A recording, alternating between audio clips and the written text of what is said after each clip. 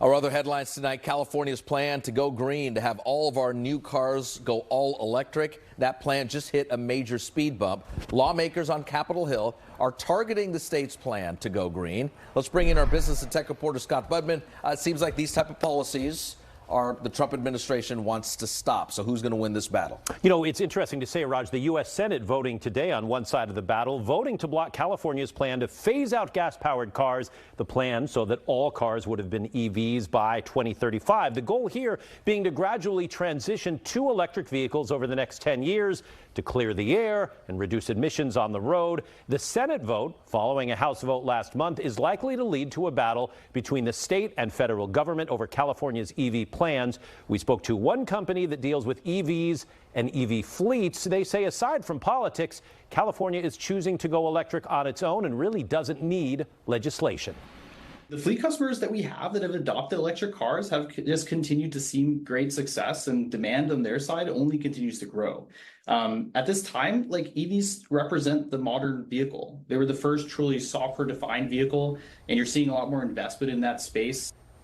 So historically, and just even recently, President Trump has said he wants the states to have a lot more control over certain things. Would this be an example? Does California get to dictate our own rules? I think it's going to try to do just that, Raj. It's a great point. If left to its own devices, California could incentivize EV ownership on its own without the federal government maybe making it harder to set a 2035 goal, but still putting a lot more EVs on the road.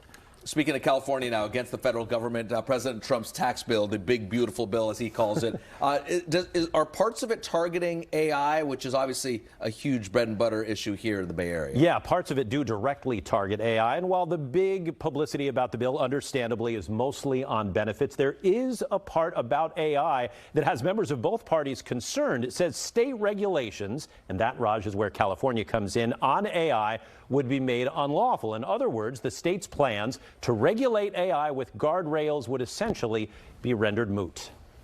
Current legislation in various states right now is what's providing guidelines for the use of artificial intelligence in sensitive and high-risk areas like hiring, like housing decisions, using it for mental health, providing mental health services, or accessing personal data.